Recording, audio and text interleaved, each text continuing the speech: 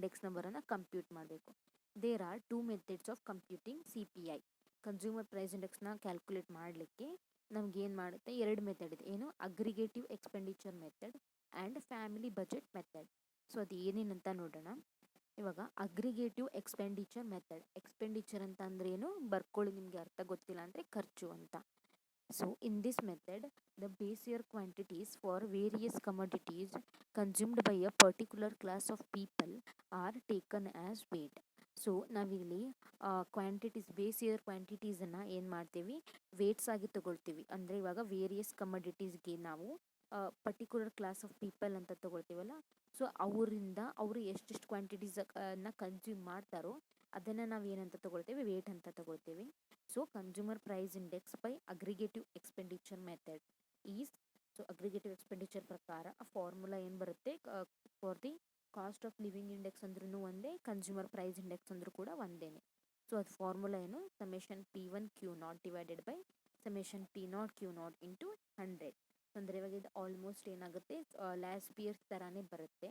ಆದರೆ ಲಾಸ್ಟ್ ಇಯರ್ಸ್ನಲ್ಲಿ ನಾವು ಏನು ಮಾಡ್ತೀವಿ, ಹೋಲ್ಸೇಲ್ ಪ್ರೈಸ್ ಇಂಡೆಕ್ಸ್ನ ತಗೊಳ್ತೀವಿ, ಅಂದರೆ ಹೋಲ್ಸೇಲ್ ರೇಟನ್ನು ತಗೊಳ್ತೀವಿ. ಬಟ್ ಇಲ್ಲಿ ಏನಾಗುತ್ತೆ, ಕನ್ಸ್ಯೂಮರ್ ಪ್ರೈಸ್ ಇಂಡೆಕ್ಸ್ನಲ್ಲಿ ರಿಟೇಲ್ ಪ್ರೈಸಸ್ನ ತಗೊಂಡು ನಾವು ಇಂಡೆಕ್ಸ್ ನಂಬರನ್ನು ಕನ್ಸ್ಟ್ರಕ್ಟ್ ಮಾಡ್ತೇವೆ, that too for a particular set of classes, particular classes of ಪೀಪಲ್ಗೆ. So this method is similar to last year's price index. So next, family budget method. In this method, CPI is constructed by using weighted arithmetic mean of price relatives, the weights being the values of the items consumed in the base year. So ಇಲ್ಲಿ family ಬಜೆಟಲ್ಲಿ ನಾವು ಯಾವ ಥರ calculate ಮಾಡ್ತೀವಿ ಅಂದರೆ, arithmetic mean of price ರಿಲೇಟಿವ್ಸನ್ನು ತಗೊಂಡು ನಾವು calculate ಮಾಡ್ತೀವಿ. ಮತ್ತು ವೇಟ್ಸನ್ನು ಯಾವುದಾಗಿ ತಗೊಳ್ತೀವಿ, ವ್ಯಾಲ್ಯೂಸ್ ಅಂತ ತಗೊಳ್ತೀವಿ. The weights being the values of the items consumed in the base year. Base ಇಯರ್ನಲ್ಲಿ ಆ ಪರ್ಟಿಕ್ಯುಲರ್ ಐಟಮ್ದು ವ್ಯಾಲ್ಯೂ ಏನಿರುತ್ತೋ ಅದನ್ನು ನಾವು ಆ್ಯಸ್ ಅ ಬೇಸ್ ಆಗಿ, ಅಂದರೆ ಆ್ಯಸ್ ಅ ವೇಟ್ ಆಗಿ ಯೂಸ್ ಮಾಡ್ತೀವಿ to calculate the consumer price index in family budget method. Here weight ಅಂದರೆ ಇವಾಗ ವೇಟ್ ಆಗಿ ನಾವು ಏನು ಯೂಸ್ ಮಾಡ್ತೀವಿ, ಅಲ್ಲಿ ವೇಟ್ ಆಗಿ ಬೇಸ್ ಇಯರ್ ಕ್ವಾಂಟಿಟೀಸನ್ನು ಯೂಸ್ ಮಾಡ್ತಿದ್ವಿ ಇನ್ ಅಗ್ರಿಗೇಟಿವ್ ಎಕ್ಸ್ಪೆಂಡಿಚರ್ ಮೆಥಡಲ್ಲಿ. ಅದೇ ಥರ ಇಲ್ಲಿ ಫ್ಯಾಮಿಲಿ ಬಜೆಟ್ ಮೆಥಡಲ್ಲಿ ವೇಟ್ ಆಗಿ ನಾವು ಏನು ಯೂಸ್ ಮಾಡ್ತೇವೆ, ಬೇಸ್ ಇಯರ್ದು ವ್ಯಾಲ್ಯೂವನ್ನು ಯೂಸ್ ಮಾಡ್ತೀವಿ. ಸೊ ವ್ಯಾಲ್ಯೂ ಅಂತಂದ್ರೇನು, price into quantity. So thus CPI by family budget method. So CPI ಅಂತಂದರೆ ಇವಾಗ ನಾವು ಹೆಂಗೆ ಕ್ಯಾಲ್ಕುಲೇಟ್ ಮಾಡ್ತೀವಿ, summation WP divided by summation W, where W and P denote weights and price relatives respectively. So P ಅಂತಂದರೆ ಏನಾಗುತ್ತೆ, price relative ಆಗುತ್ತೆ. Price relative ಅಂದರೆ ಗೊತ್ತಲ್ಲ, P1 divided by P0 into 100 ಮಾಡ್ತಾರೆ, ಅಂದರೆ summation P1 by summation P0 into 100 ಅಂತ. ಅದಾಗುತ್ತೆ. W ಅಂತ ಅಂದ್ರೇನು, P0 ಇಂಟು Q0 ಆಗುತ್ತೆ. Both the methods are identical. ಅಂದರೆ ಇವಾಗ summation WP by summation W ಅಂದರೆ ಇವಾಗ ಸಮೇಷನ್ W ಅಂದರೆ ನಾವು ಇವಾಗ W ಅಂದ್ರೇನು, P0 ಇಂಟು Q0 ಅಲ್ಲ. ಸೊ ಇವಾಗ ವೇಟ್ಸ್ ಅಂದರೆ ಬೇಸ್ ಇಯರ್ ವ್ಯಾಲ್ಯೂಸನ್ನು ಆ್ಯಸ್ ಅ ವೇಟ್ ಯೂಸ್ ಮಾಡ್ತಾರೆ. ಸೊ ಬೇಸ್ ಇಯರ್ ವ್ಯಾಲ್ಯೂ ಅಂದ್ರೇನು, summation P0 Q0 into price ಅಂತ ಅಂದರೆ ಏನು, P1 by P0 into 100. So divided by summation P0 Q0 ಮಾಡಿದಾಗ ನಮಗೆ ಏನು ಬರುತ್ತೆ, summation is equals to summation P1 Q0 divided by summation P0 Q0 into 100 ಬರುತ್ತೆ.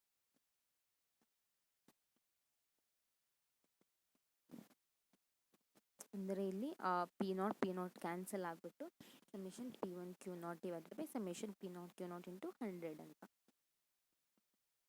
Family budget method is equals to aggregative expenditure method. Sometimes group index is given along with weights in the problem. In such cases, CPI can be found by using a simple formula. Namely, CPI is equals to, ಅಂದರೆ ಇವಾಗ ಒಂದು ಸ್ವಲ್ಪ ಪ್ರಾಬ್ಲಮ್ಸಲ್ಲಿ group index ಅಂತ ಕೊಡ್ತಾರೆ. So ಆವಾಗ ನಾವು ಹೆಂಗೆ calculate ಮಾಡಬೇಕಾಗುತ್ತೆ ಇಂಡೆಕ್ಸನ್ನು, so summation WI divided by summation W, or CPI is equals to summation WP divided by summation W. ಅಂದರೆ ಪಿ ಜಗದಲ್ಲಿ ಏನು ಕೊಟ್ಟಿರ್ತಾರೆ, ಇಂಡೆಕ್ಸನ್ನು ಕೊಟ್ಟಿರ್ತಾರೆ, ಅಂದರೆ ಗ್ರೂಪ್ ಇಂಡೆಕ್ಸನ್ನು ಕೊಟ್ಟಿರ್ತಾರೆ. ಸೊ ಅದು ಯಾವ ಥರ ಅಂತ ನಾವು ಎಕ್ಸಾಂಪಲ್ಸಲ್ಲಿ ನೋಡೋಣ. Calculate the consumer price index number for the year 2012 with respect to the base 2005. So base year ಏನು 2005 ಆ್ಯಂಡ್ ಕರೆಂಟ್ ಇಯರು 2012. ಸೊ ಇಲ್ಲಿ ಪ್ರೈಸನ್ನು ಕೊಟ್ಟಿದ್ದಾರೆ ನಮಗೆ in both base year and current year. So ಅಂದರೆ P0 ಆ್ಯಂಡ್ P1 ಆಗುತ್ತೆ. ಯೂನಿಟ್ಸನ್ನು ಕೊಟ್ಟಿದ್ದಾರೆ, ಅಂದರೆ number of units. ಇವಾಗ here the base year quantities are given and so we apply aggregative expenditure method. So ಇವಾಗ ಇಲ್ಲಿ ನೋಡಿ ಏನು ಕೊಟ್ಟಿದ್ದಾರೆ ಅವರು, ಇವಾಗ ನಾವು ಪ್ರೈಸ್ ಇಂಡೆಕ್ಸ್ ನಂಬರ್ನ ಕ್ಯಾಲ್ಕುಲೇಟ್ ಮಾಡಬೇಕು. ಮತ್ತು ಅವರು ಯಾವ ಇಂಡೆಕ್ಸ್ ನಂಬರ್ ಅಂತ ಹೇಳಿಲ್ಲ, ಅಂದರೆ ಅಗ್ರಿಗೇಟಿವ್ ಎಕ್ಸ್ಪೆಂಡಿಚರ್ ಯೂಸ್ ಮಾಡ್ತೀರಾ ಅಥವಾ ಫ್ಯಾಮಿಲಿ ಬಜೆಟ್ ಯೂಸ್ ಮಾಡ್ತೀರಾ ಅಂತ ಏನೇ ಹೇಳಿಲ್ಲ. ಇವಾಗ ಅಗ್ರಿಗೇಟಿವ್ ಎಕ್ಸ್ಪೆಂಡಿಚರ್ ಅಂತಂದರೆ ನಮ್ಗೆ ಏನು ಬೇಕು, ಬೇಸ್ ಇಯರ್ ಕ್ವಾಂಟಿಟೀಸ್ ಬೇಕಾಗುತ್ತೆ. ಅದೇ ಫ್ಯಾಮಿಲಿ ಬಜೆಟ್ ಬೇಕು ಅಂತಂದರೆ ಏನು ಬೇಕಾಗುತ್ತೆ, ನಮಗಿಲ್ಲಿ ನಾವು ವ್ಯಾಲ್ಯೂ ಬೇಕಾಗುತ್ತಲ್ವ, ಅಂದರೆ ಬೇಸ್ ಇಯರ್ ವ್ಯಾಲ್ಯೂ ಬೇಕಾಗುತ್ತೆ. ಸೊ ಇವಾಗ ಬೇಸ್ ಇಯರ್ದು ಕೊಟ್ಟಿದ್ದಾರೆ ಕ್ವಾಂಟಿಟೀಸು. ಸೊ ಇವಾಗ ಬೇಸ್ ಇಯರ್ ಕ್ವಾಂಟಿಟೀಸ್ ಕೊಟ್ಟಿದ್ದಾರೆ ನಮಗೆ. ಅಗ್ರಿಗೇಟಿವ್ ಎಕ್ಸ್ಪೆಂಡಿಚರ್ ಮೆಥಡಲ್ಲಿ ಫಾರ್ಮುಲಾ ಏನು, summation P1 Q0 by summation P0 Q0 into 100. So ಇವಾಗ ವ್ಯಾಲ್ಯೂಸ್ ಎಲ್ಲ ಸಬ್ಸ್ಟಿಟ್ಯೂಟ್ ಮಾಡಿ ಎಲ್ಲ ಕ್ಯಾಲ್ಕುಲೇಟ್ ಮಾಡಿಬಿಟ್ಟು ಅವಾಗ ಏನು ಬರುತ್ತೆ, ಕಾಸ್ಟ್ ಆಫ್ ಲಿವಿಂಗ್ ಇಂಡೆಕ್ಸು 194.83. ಅಂದರೆ ಏನಿವಾಗ ಬೇಸ್ ಇಯರ್ಗೆ ಕಂಪೇರ್ ಮಾಡಿದ್ರೆ ಕರೆಂಟ್ ಇಯರ್ನಲ್ಲಿ ಕಾಸ್ಟ್ ಆಫ್ ಲಿವಿಂಗ್ ಇಂಡೆಕ್ಸ್ ಎಷ್ಟು ಹೆಚ್ಚಿಗೆ ಆಗಿದೆ, 94.83% ಇನ್ಕ್ರೀಸ್ ಆಗಿದೆ ಅಂತ ಅರ್ಥ for a particular class of the people. Compute cost of living index number by aggregative expenditure method.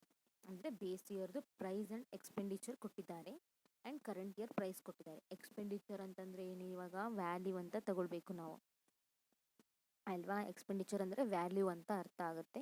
So ಅದರಿಂದ ನಾವು Q0 ಅನ್ನು ತಗೊಳ್ಬೇಕು first. So here the base year expenditure is given, ಅಂದರೆ P0 Q0 ಕೊಟ್ಟಿದ್ದಾರೆ. So base year quantities will be obtained by dividing expenditure by price. ಅಂದರೆ ಇವಾಗ quantity ಬೇಕಂದರೆ value divided by price ಮಾಡಬೇಕಲ್ಲ. ಸೊ ಆ ಥರ ಮಾಡಿಕೊಂಡು ಇವಾಗ P0 Q0 ಇದೆ ನಮಗೆ. ಇವಾಗ ಬೇಕಾಗಿರೋದೇನು P1 Q0 ಅಷ್ಟೇ ಬೇಕು, because they say to compute a cost of living index by aggregative expenditure method. So ಫಾರ್ಮುಲಾದಲ್ಲಿ ಸಬ್ಸ್ಟಿಟ್ಯೂಟ್ ಮಾಡಿದರೆ ಏನು ಬರುತ್ತೆ, cost of living index 123.23. Compute the cost of living index number by using the following data. So ಇವಾಗ base year price and current year ಪ್ರೈಸನ್ನು ಕೊಟ್ಟಿದ್ದಾರೆ and ವೇಟನ್ನು ಕೊಟ್ಟಿದ್ದಾರೆ. Here the weights W are given and so we apply family budget method. So ಇಲ್ಲಿ ನಮ್ಗೆ ಏನು ಕೊಟ್ಟಿದ್ದಾರೆ, weights ಅಂತ ಕೊಟ್ಟಿದ್ದಾರೆ. ಇಲ್ಲಿ ಕ್ವಾಂಟಿಟಿ ಇಲ್ಲ, ಕನ್ಫ್ಯೂಸ್ ಮಾಡ್ಕೊಳ್ಬೇಡಿ. ಕ್ವಾಂಟಿಟಿ ಇವಾಗ ಬೇಸ್ ಇಯರ್ ಕ್ವಾಂಟಿಟಿ ಇತ್ತಂದರೆ ನಾವು ಎಕ್ಸ್ಪೆಂಡಿಚರ್ ಮೆಥಡನ್ನು ಯೂಸ್ ಮಾಡಬೇಕು. ಬಟ್ ಇವಾಗ ಏನು ಕ್ವಾಂಟಿಟೀಸ್ ಇಲ್ಲ, ವೇಟ್ ಅಂತ ಕೊಟ್ಟಿದ್ದಾರೆ, ಅಂದರೆ W ಅಂತ ಕೊಟ್ಟಿದ್ದಾರೆ, ಕ್ಯಾಪಿಟಲ್ W. ಸೊ ಅವಾಗ ನಾವು ಫ್ಯಾಮಿಲಿ ಬಜೆಟನ್ನು ಯೂಸ್ ಮಾಡಬೇಕು. ಸೊ ಇವಾಗ ಫ್ಯಾಮಿಲಿ ಬಜೆಟ್ ಫಾರ್ಮುಲಾ ಅಂದರೆ ಅವಾಗ ಏನಾಗುತ್ತೆ, ಸಮೇಷನ್ WP ಬೈ W ಆಗುತ್ತಲ್ವಾ. ಸೊ ಇವಾಗ summation WP by summation W, ಇಲ್ಲಿ ಬರೀ WP ಬೈ W ಕೊಟ್ಟಿದ್ದಾರೆ. ಸೊ ಅಲ್ಲಿ summation ಬರ್ಕೊಳ್ಬೇಕು.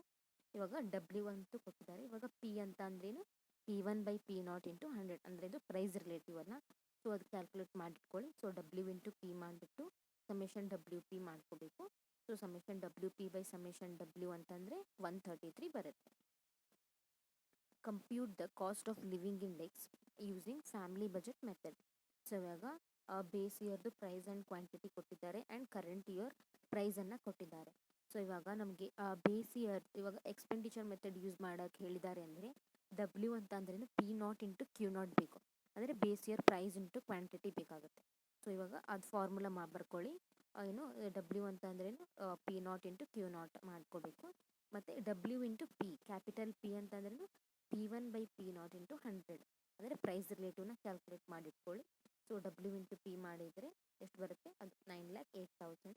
So cost of living index ಏನಾಗುತ್ತೆ, summation WP by summation W ಮಾಡಿದರೆ ಆನ್ಸರ್ ಎಷ್ಟು ಬರುತ್ತೆ, 104.01.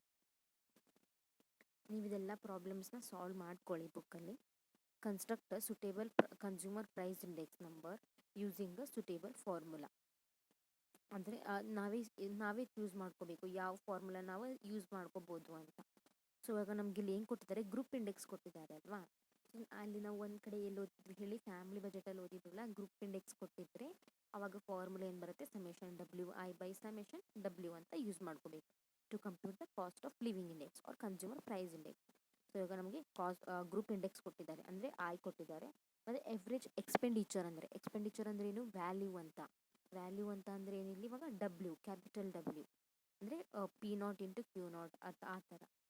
ಸೊ ಇವಾಗ ನಮಗೆ ಐ ಇದೆ, ಇದು ಗ್ರೂಪ್ ಇಂಡೆಕ್ಸ್ ಅಂದರೆ ಐ, ಮತ್ತು ಇದು ವ್ಯಾಲ್ಯೂ ಅಂತಂದರೆ ಡಬ್ಲ್ಯೂ ಇದು. ಸೊ ಇವಾಗ ಡಬ್ಲ್ಯೂ ಐ ಕ್ಯಾಲ್ಕುಲೇಟ್ ಮಾಡ್ಕೋಬೇಕು. Summation W I divided by summation W ಮಾಡಿದರೆ ನಮಗೆ ಕಾಸ್ಟ್ ಕನ್ಸ್ಯೂಮರ್ ಪ್ರೈಸ್ ಇಂಡೆಕ್ಸ್ ಸಿಗುತ್ತೆ. ಅಂದರೆ ಎಷ್ಟು ಬರುತ್ತೆ? 130.38.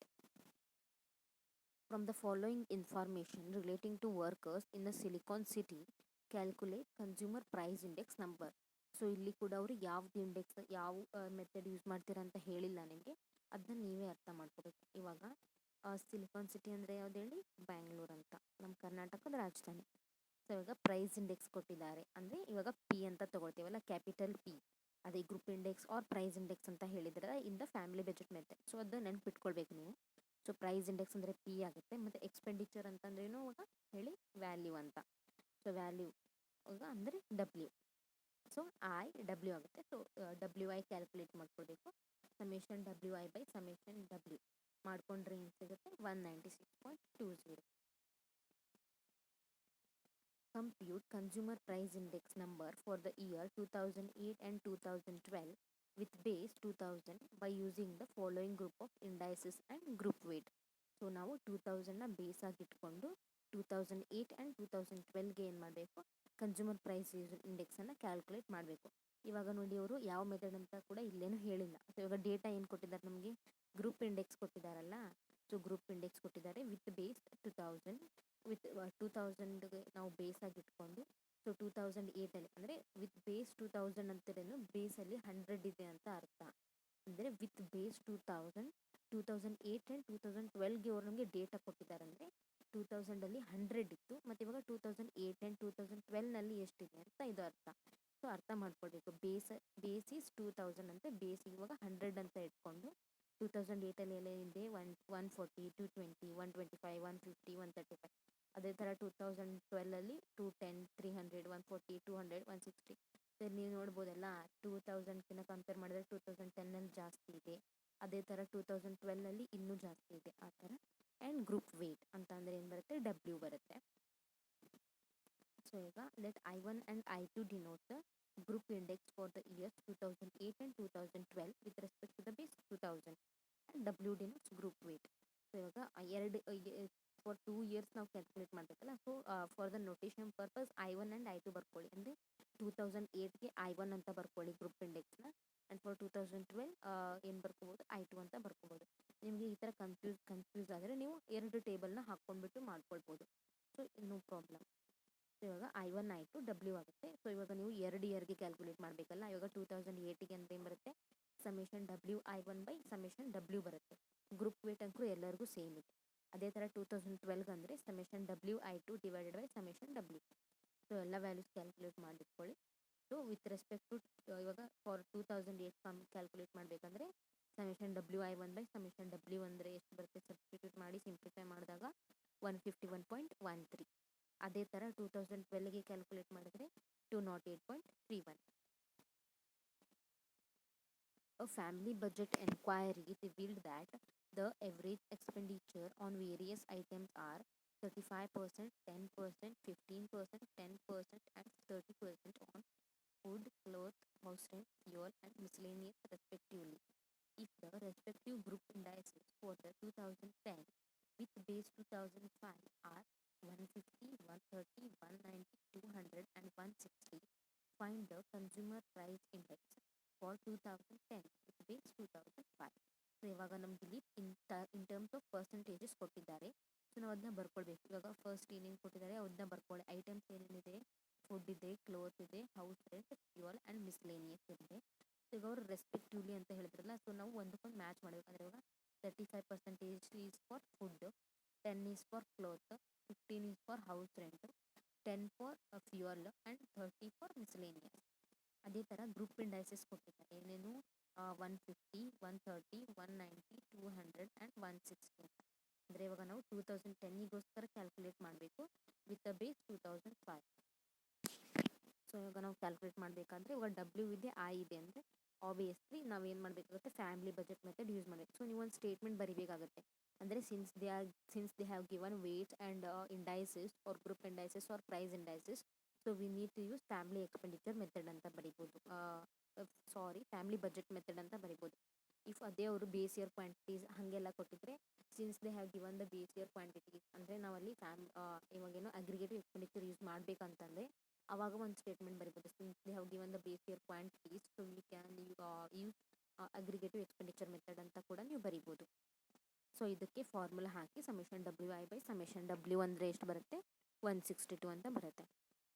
So friends, this completes your second chapter. I hope ನೀವು ಎಲ್ಲ ಫಸ್ಟ್ ಚಾಪ್ಟರ್ ಆ್ಯಂಡ್ ಸೆಕೆಂಡ್ ಚಾಪ್ಟರ್ನ ನಿಮಗೆ ಕಂಪ್ಲೀಟಾಗಿ ಅಂಡರ್ಸ್ಟ್ಯಾಂಡ್ ಆಗಿದೆ ಅಂತ ನಾನು ಅಂದ್ಕೊಳ್ತೀನಿ. ಸೊ ಇವಾಗ ಇಲ್ಲಿ ನೋಡಿ, ಇದೆಲ್ಲ 1 ಮಾರ್ಕ್ಸ್ ಕ್ವಶನು. ನೀವು ಇದನ್ನು ಆ ವಿಡಿಯೋ ಪಾಸ್ ಮಾಡಿಬಿಟ್ಟು ಸ್ಕ್ರೀನ್ಶಾಟ್ ತೊಗೊಂಡು ಒಂದು ಹತ್ರ ನೋಟ್ಸ್ ಮಾಡಿಟ್ಕೊಳ್ಳಿ, ಅಥವಾ ನಿಮ್ಮ ಹತ್ರ ಟೆಕ್ಸ್ಟ್ ಬುಕ್ ಇದ್ದರೆ ಏನು ಮಾಡಿ ಅಂಡರ್ಲೈನ್ ಮಾಡಿಟ್ಕೊಳ್ಳಿ. ಅವಾಗ ಮತ್ತು ಇದಷ್ಟೇ ಅಲ್ಲದೆ ಇಲ್ಲಿ ನಿಮಗೆ 2 ಮಾರ್ಕ್ಸ್ ಕ್ವಶನ್ಸ್ ಕೂಡ ಇದೆ, ಮತ್ತು ಬಿಗ್ ಪ್ರಾಬ್ಲಮ್ಸ್ ಅಂದರೆ ದೊಡ್ಡ ಕ್ವಶನ್ಸ್ ಕೂಡ ಇದೆ, ಪ್ರಾಬ್ಲಮ್ಸ್ ಕೂಡ ಇದೆ.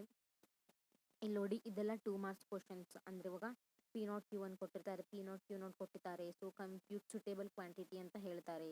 ಸೊ ಅವಾಗ ನೀವು ನೋಡ್ಕೊಳ್ಬೇಕು ಯಾವ ಕ್ವಾಂಟಿಟಿನ ನಾವು ಇವಾಗ ಸುಟೇಬಲ್ ಇಂಡೆಕ್ಸ್ ನಂಬರ್ ಯಾವುದಿದು, and you need to give the reason for that. ಅಂದರೆ ಇವಾಗ ಬೇಸ್ ಇಯರ್ ಕ್ವಾಂಟಿಟೀಸ್ ಕೊಟ್ಟಿದ್ರೆ ನಾನು ಲಾಸ್ಟ್ ಇಯರ್ ಯೂಸ್ ಮಾಡಬೇಕು ಅಂತ ನೀವು ಹೇಳಬೇಕು. Since they have given base year quantities, so I will last years index ಅಂತ. ಸೊ ಆ ಥರ ಎಲ್ಲ ರೀಸನ್ ಕೊಟ್ಬಿಟ್ಟು ನೀವು ಆನ್ಸರ್ ಎಲ್ಲ ಮಾಡ್ಕೊಳ್ಬೋದು. ಇಲ್ಲಿ ನೋಡಿ, ಇಲ್ಲಿ ಆನ್ಸರ್ ಕೂಡ ಕೊಟ್ಟಿದ್ದಾರೆ.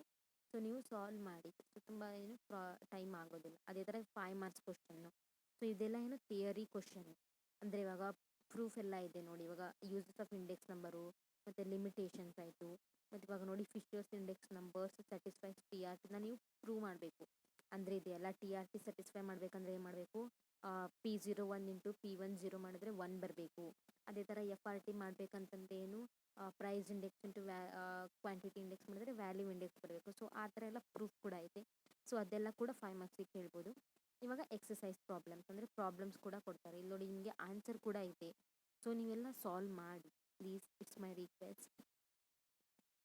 ಸೊ ವಿದ್ಯಾಪೋಷಕ ಅನ್ನೋ ಸಂಸ್ಥೆ ಇಂಥ ಒಳ್ಳೆ ಅಪಾರ್ಚುನಿಟಿ ಕೊಟ್ಟಿದೆ, ದಯವಿಟ್ಟು ಯೂಸ್ ಮಾಡ್ಕೊಳ್ಳಿ.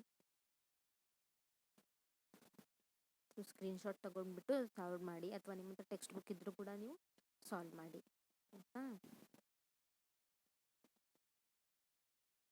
Thank you, friends.